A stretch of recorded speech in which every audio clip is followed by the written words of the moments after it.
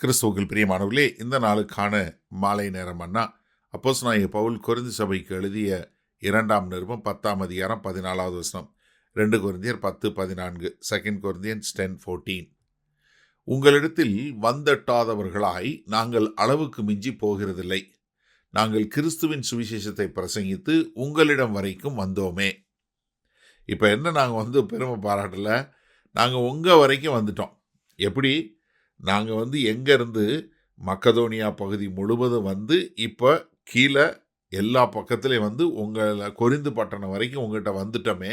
இதை குறித்து நாங்கள் பெருமை பாராட்டுகிறோம், மேன்மை பாராட்டுகிறோம். ஏன்னா கர்த்தர் எங்களை அவருடைய சுவிசேஷத்தை சொல்வதற்கு உங்கள் வரைக்கும் எங்களை கொண்டு வந்துட்டாரே. ஏன்னா நீங்கள் ஒரு நிமிடம் அப்போஸ்தலனாகிய பவுலுடைய பிரயாணத்தினுடைய பகுதியை பார்த்தீங்கன்னா, கொரிந்து பட்டணம் தான் கிரேக்க பகுதியில் உள்ள கீழான ஒரு பகுதி, அடுத்த சைடில் உள்ள பகுதி. அவ்வளோ தூரம் வரைக்கும் அவர் பிரயாணப்பட்டு இங்கே வந்துட்டார். இவ்வளவு தூரம் கர்த்தர் எங்களை கொண்டு வந்துட்டாரே. ஆனால் நாங்கள் என்ன பண்ணுறல, இதில் எங்களுக்கு மேன்மை இல்லை. எப்படி? நீங்கள் இதே கொரிந்து சபைக்கு எழுதும்போது 1 கொரிந்தியர் 3ஆவது அதிகாரத்தில் 5வது வசனம் பாருங்கள். பவுல் யார், அப்பல்லோ யார்? கர்த்தர் அவனவனுக்கு அருள் அளித்தபடியே நாங்கள் விசுவாசிக்கிறதுக்கு ஏதுவாயிருந்த ஊழியக்காரர் தானே.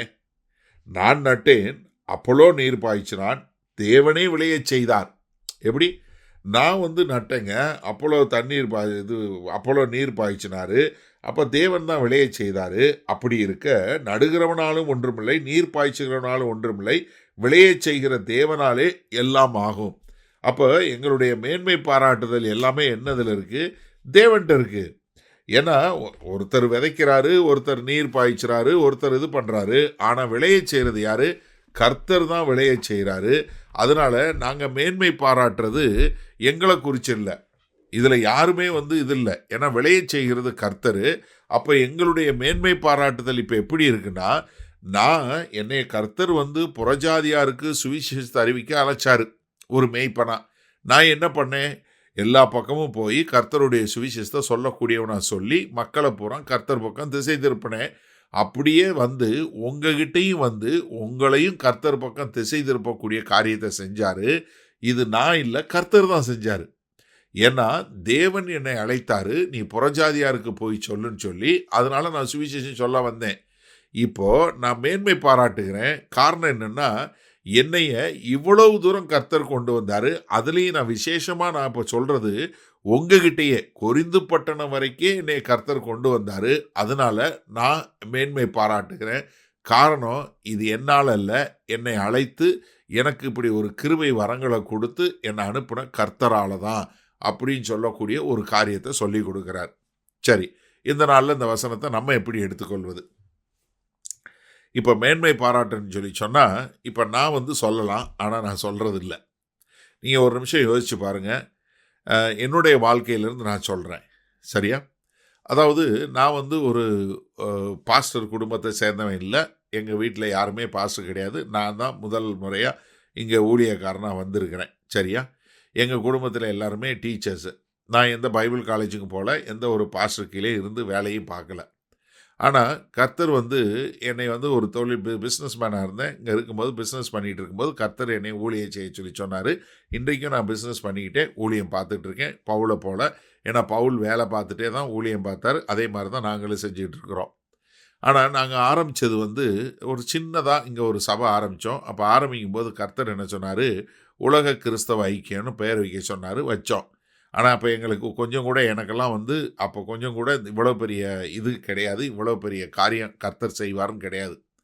ஆனால் இன்றைக்கு உலகம் முழுவதும் இன்றைக்கு நம்ம இந்த டெய்லி டிவோஷன் இல்லை மாலை மன்னா என்று சொல்லக்கூடிய இந்த தினசரி வசனமே கிட்டத்தட்ட ஒரு 30,000 பேருக்கு உலகம் முழுவதும் காலையில் 5 மணிக்கு சாயந்தரம் 5 மணிக்கு போய் சேருது. இது போக நம்ம யூடியூப் சேனலில் போகுது, இது போக நம்முடைய வெப்சைட்டில் போகுது, இது போக நாங்கள் எங்களுடைய செய்திகளை கொண்டு அநேக இடங்களில் சபைகள் இது பண்ணப்படுது. அநேக ஊழியர்கள் எங்களுக்கு சாட்சியாக சொல்கிறாங்க, அண்ணே உங்களுடைய மெசேஜ் இதை வச்சு உங்கள் நோட்ஸ் வச்சு தான் நாங்கள் பிரசங்கம் பண்ணுறோம், நாங்கள் இது ரொம்ப உதவியாக இருக்குது என்று சொல்லக்கூடிய அநேக சாட்சிகளை நாங்கள் கேட்குறோம். இப்போ நீங்கள் யோசிச்சு பாருங்கள், நான் இதுக்கு எதுக்காவது நான் பெருமை பாராட்ட முடியுமா? இல்லை இதெல்லாம் என்னால் தான் நடக்குதுன்னு ஏதாவது சொல்ல முடியுமா?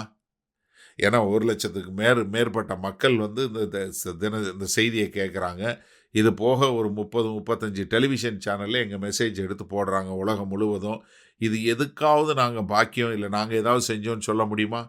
ஒன்றுமே கிடையாது. அப்போ எனக்கு அருமையானவர்களே, நன்றாக தெரிஞ்சு கொள்ளுங்க, நம்முடைய பெருமை பாராட்டுதல் கர்த்தரை குறித்ததாகவே இருக்கட்டும்.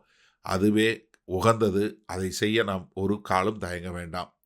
வல்ல பிதாவே, இந்த அருமையான நல்ல நாளுக்காய் நன்றி. இந்த மாலை வேளையிலும் நாங்கள் எங்களை குறித்து மேன்மை பாராட்டாமல் கர்த்தர் எங்களை கொண்டு செய்த காரியங்களை நாங்கள் மேன்மை பாராட்டி, ஆண்டவரே, உம்முடைய நாமத்திற்கென்று மகிமையாய் வாழ எங்களை முழுமையாய் ஒப்புக் கொடுக்கிறோம். மீட்பெரும் இரட்சகருமாகிய இயேசு கிறிஸ்துவின் மூலம் பிதாவே, ஆமேன். கர்த்தர் உங்களை ஆசீர்வதிப்பாராக.